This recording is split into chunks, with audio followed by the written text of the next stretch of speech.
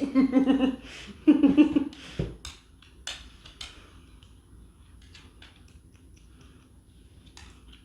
a baby, she's a baby, she's just a baby. I'm going to do the intro like this. Are you fine up here for a bit? Hello there everyone, my name is Amy, this is the Opinionated Woman, and welcome to Crafty Reads, the series where I craft and we talk about the last 5 books that I read. This is Nana, or Manana. She is my sibling's dog.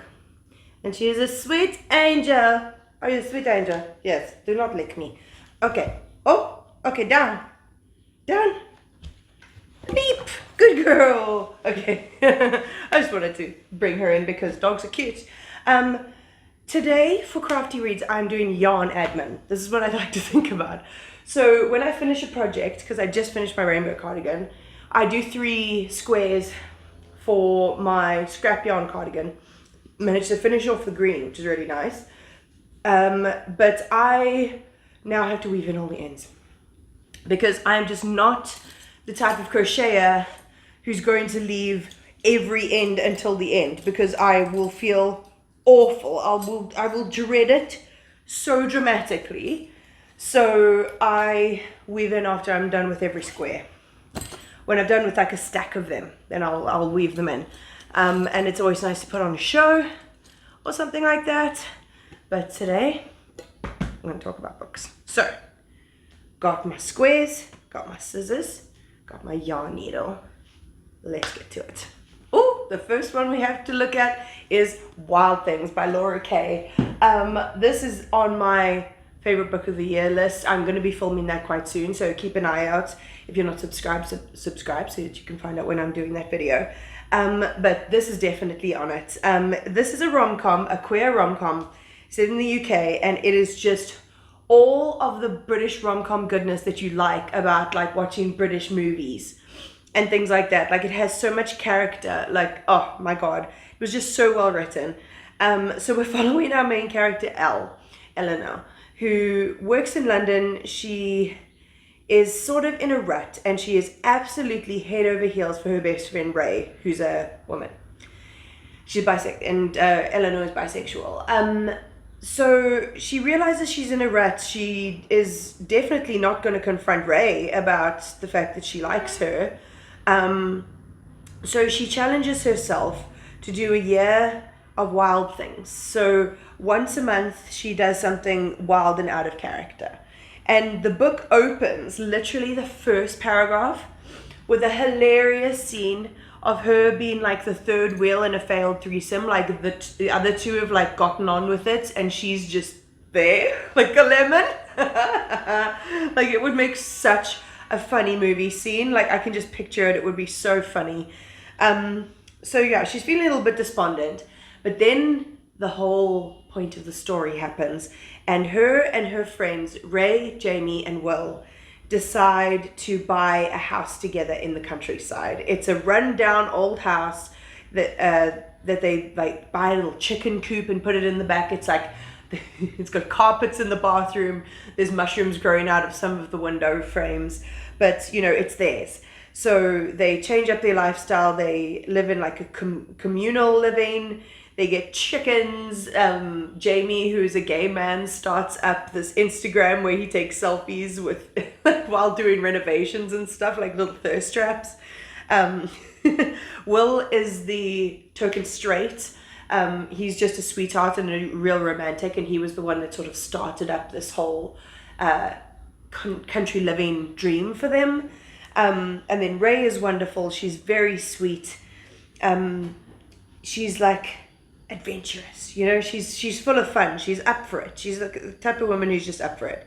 And they absolutely love living together. And then, but the fact that Eleanor is completely in love with Ray and is now sleeping in the next room from her, obviously is going to bring up some complications. And that's all I'll say.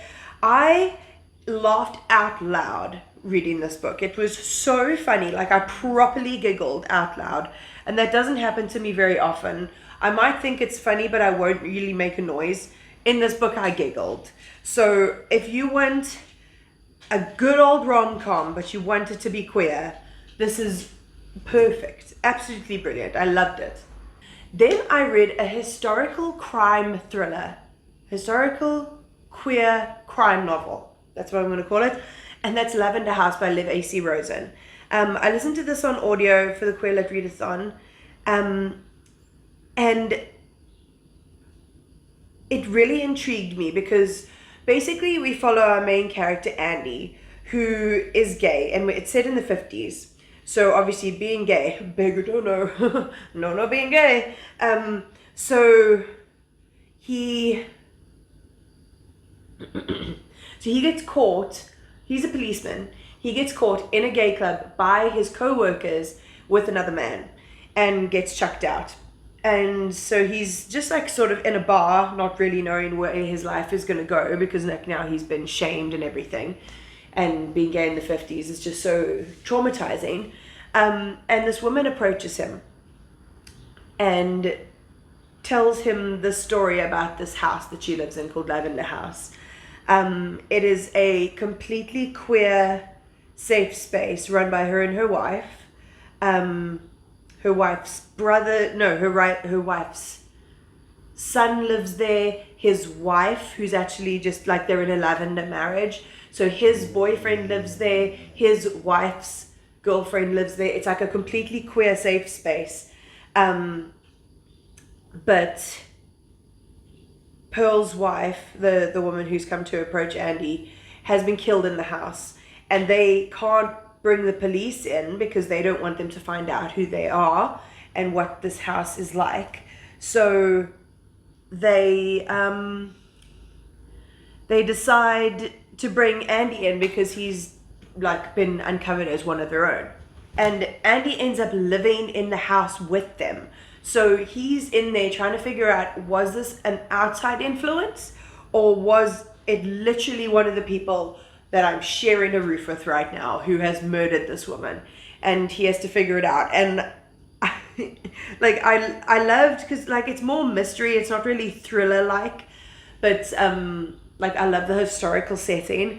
But I was wondering, I was like, okay, how's he gonna do this? Like how's he going to surprise me? And it actually ended up being like the perfect ending. If you're sick of the way queer characters get treated in like a lot of like crime fiction and everything, read Lavender House. It's good stuff. Like I giggled so much and I just thought it was really well told. Like it was a really good recommendation. So read Lavender House. Then I read All Gomorrahs Are the Same by Thenjiwe and Mswane.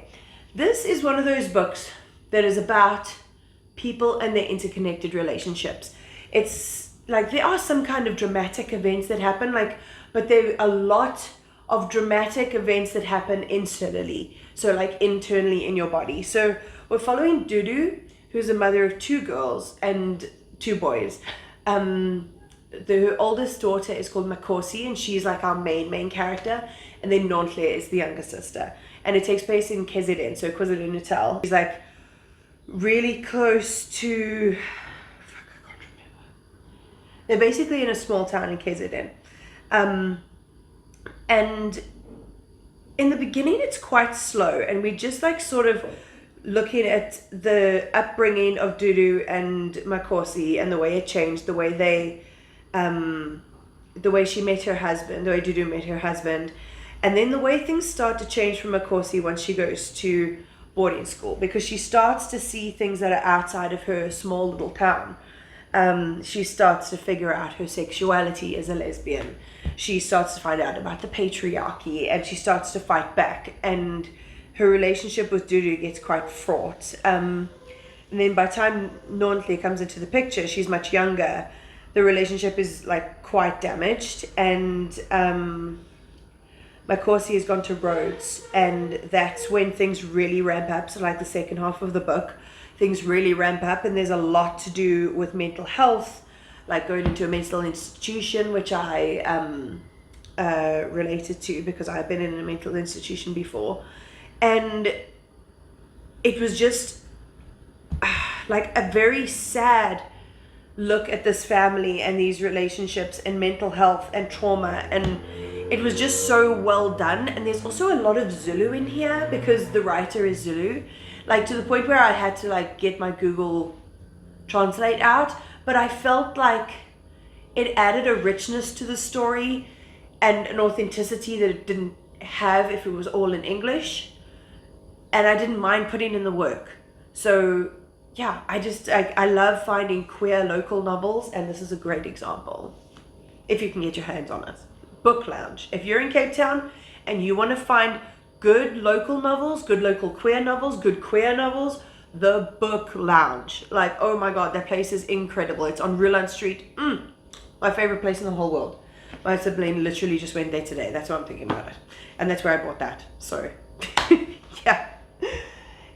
And then I read my last book for the Queer Lit Readathon, and that was Meaty by Samantha Irby. This is her first set of essays that she released. Last year during Pride Month, I read her other two, Wow, No Thank You, and We're Never Meeting in Real Life. And those are more about her sexuality and like living with her wife and being a stepmother. This is like a lot earlier on, where she's like very much earlier on in her sexuality journey, like still exploring the possibility of women, which is interesting. But a lot more of these essays, like first and foremost, she's funny, she's a comedian, but a lot of these essays talk in a very candid, comedic way about being fat, black, and disabled in America and being queer, and her sex life and how gross she feels sometimes. And yeah, she's not the most, she's got quite a negative tone, which is very entertaining and droll. But if you're in a negative headspace, I find her work sometimes creeps in and makes you feel a little bit negative. But overall, she's a really funny writer, and I'd love to see some, because these were written in like 2013, so they're a little bit outdated. I would love to read a new set of essays from her, and I don't know if she's working on anything, but fingers crossed, maybe I could read one from her next year.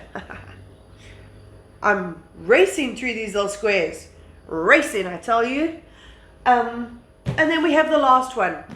Guys, this has been my Everest. This book,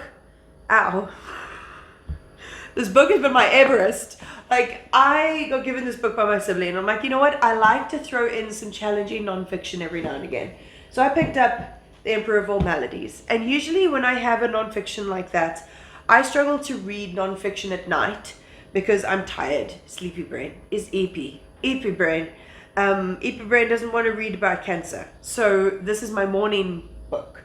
So my reading was a little bit slowed down over the last few months because I was reading this in the morning and my other books in the evening. And this book is a slow goer. Like, it's really interesting, but it's quite dense. And by the end, it gets really sciencey. So the last like couple of 100 pages, I was like, ooh, my brain. Like, my brother, he's a microbiologist. Is that what he is? Mom, if you're watching this, you are watching this. Mom, is Frank a microbiologist? I feel like I should know. He did biotech. Is he a biotechnologist? Mom, please tell me thank you. Put it in the comments for my engagement. So yeah, he would have loved that part, but I struggled with it a little bit because it was talking about like proteins and shit, and I was like, brain too dumb. So I didn't quite manage to like getting through the end of it. I wanted to finish it before Pride started, and I was 50 pages from the end, and I just didn't manage it. So this is what I read immediately after Pride finished, and I just like got it done. I sat down and I freaking marathoned it, and I got it done. But it's basically a biography of cancer. That's what it is. It uses case studies and stories of real people, stories about real scientists and their explorations in labs. It goes all the way back to Egyptian times when Imhotep recorded cancer for the first time that we have on written record. So it's very interesting, and it looks through a bunch of different treatments and how they were found and how they're used today and how they were explored. It's very interesting. If you're not in a good headspace, don't read it, because it does make you feel a little bit paranoid. Like everything starts to feel like it could be cancer.